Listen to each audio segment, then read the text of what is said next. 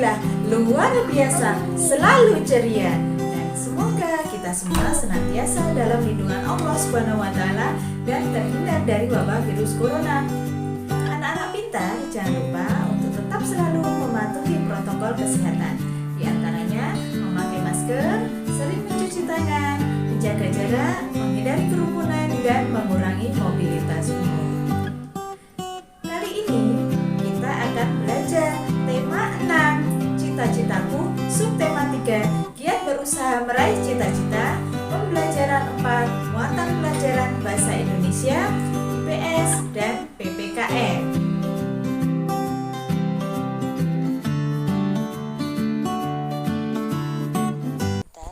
Jika cita-cita dapat disamakan dengan sebuah impian yang ingin diraih, apakah impian besarmu? Sekarang, mari kita simak cerita tentang seseorang yang bermimpi besar dan kerja kerasnya untuk mewujudkan cita-cita tersebut. Judulnya, Mimpi Seorang Laskar Pelangi. Andrea Hirata adalah seorang penulis novel Indonesia. Novelnya yang terkenal berjudul Laskar Pelangi. Karyanya tiba-tiba menjadi pembicaraan di mana-mana, terlebih di dunia sastra. Karya Andrea Hirata dianggap sangat mewakili kehidupan anak-anak di Indonesia, apalagi novel ini diangkat dari kisah nyata sang penulis. Sewaktu kecil, Andrea menimba ilmu di sekolah yang kondisi bangunannya sangat mengenaskan. Bahkan bangunan itu hampir roboh. Kondisi sekolah yang bernama SD Muhammadiyah tersebut memang cukup memprihatinkan. Sebagai anak dari pegawai rendahan PN, Perusahaan Negara Timah di Belitung, ia terpaksa bersekolah di sekolah yang bentuknya lebih mirip sebagai kandang hewan ternak. Kendati harus menimba ilmu di bangunan yang tak nyaman, Andrea tetap memiliki motivasi yang besar untuk belajar. Di sekolah itu pula, ia bertemu dengan sahabat-sahabatnya yang dijuluki dengan sebutan Laskar Pelangi. Di SD Muhammadiyah, Andrea bertemu dengan seorang guru bernama N.A. Nyi Ayu Muslimah. Kegigihan Bu Muslimah untuk mengajar siswa yang hanya berjumlah tak lebih dari 11 orang itu ternyata sangat berarti bagi kehidupannya. Berkat Bu Muslimah, Andrea mendapatkan dorongan yang membuatnya mampu menempuh jarak 30 km dari rumah ke sekolah untuk menimba ilmu. Bu Muslimah juga yang memacunya untuk mengejar cita-cita bersekolah di negeri seberang, Prancis. Sebuah mimpi dan cita-cita yang sangat mustahil kala itu. Andrea Hirata memiliki cita-cita ingin bersekolah di negeri seberang, yaitu di negeri Prancis. Namun, cita-cita tersebut mengalami halangan karena 1. Orang tuanya adalah seorang buruh rendahan di PN Timah, sehingga hanya mampu menyekolahkan di sekolah yang kurang memadai. 2. Jarak dari rumah ke sekolah sangat jauh, yaitu sekitar 30 km. Namun, sikap yang dimiliki Andrea Hirata adalah 1. Pantang menyerah, 2. Penuh semangat, 3. Memiliki motivasi belajar yang sangat tinggi. Usaha yang dilakukannya setiap hari adalah semangat menempuh jarak 30 km untuk tetap bisa bersekolah. Andrea Hirata telah membuktikan kekuatan mimpinya. Ia pun memiliki beberapa orang di sekelilingnya yang sangat mendukung usahanya untuk mencapai mimpinya. Meskipun ia miskin, bahkan tinggal di daerah yang terpencil, mimpinya telah membawanya kepada prestasi yang luar biasa. Sekarang, mari kita baca puisi Laskar Pelangi, karya Niji. Mimpi adalah kunci untuk kita menaklukkan dunia. Berlarilah tanpa lelah sampai engkau meraihnya.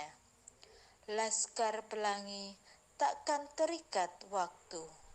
Bebaskan mimpimu di angkasa, warnai bintang di jiwa.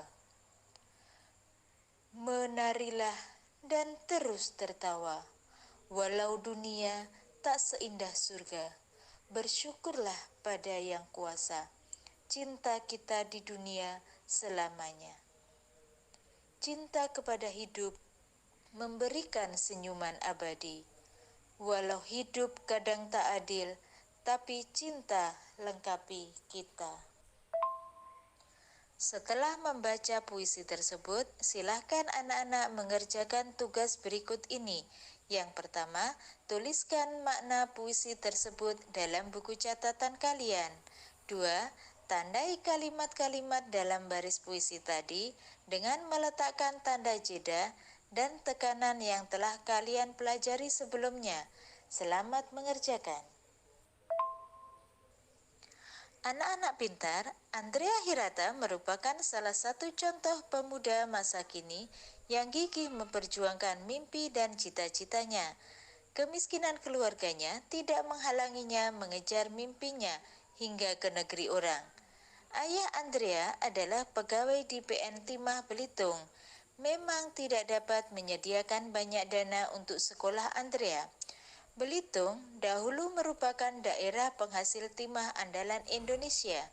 Timah adalah salah satu hasil sumber daya alam tambang. Seperti yang telah kita pelajari sebelumnya, jenis sumber daya alam di suatu daerah tidak sama dengan daerah lain. Sebelumnya kita telah mempelajari mengenai sumber daya alam hayati yang terdiri atas tumbuhan dan hewan atau flora dan fauna. Berdasarkan peta persebaran flora dan fauna, kita mengetahui bahwa Indonesia sangat kaya akan sumber daya alam. Selain sumber daya alam hayati, ada pula sumber daya alam non-hayati. Apakah itu? Sumber daya alam non-hayati adalah sumber daya alam berupa benda mati. Salah satu jenis sumber daya alam non-hayati adalah bahan tambang. Sumber daya alam tambang berasal dari hewan dan tumbuhan yang terkubur serta mengalami pembusukan jutaan tahun yang lalu. Wilayah Indonesia menyimpan banyak barang tambang. Persebaran barang tambang tersebut dipengaruhi oleh sejarah wilayah tersebut. Mari kita simak persebaran wilayah tambang berikut.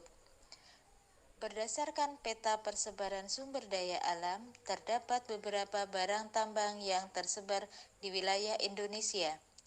Bahan-bahan tambang tersebut antara lain minyak bumi, batu bara, tambang, besi, yodium, asbes, marmer, dan belerang.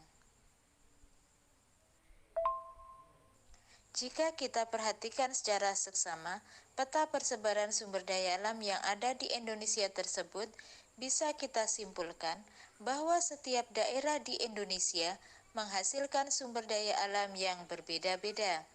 Akan tetapi, sebagai bagian dari Negara Kesatuan Republik Indonesia, semua sumber daya alam itu dikelola negara untuk kemakmuran rakyatnya. Keragaman sumber daya alam di berbagai daerah tersebut akan memperkuat rasa saling membutuhkan antara satu daerah dengan daerah yang lain.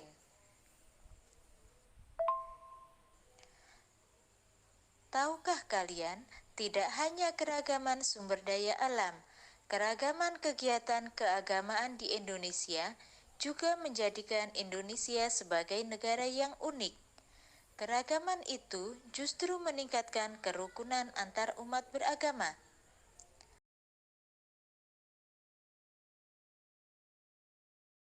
Mari kita bahas tentang hari besar keagamaan yang ada di Indonesia.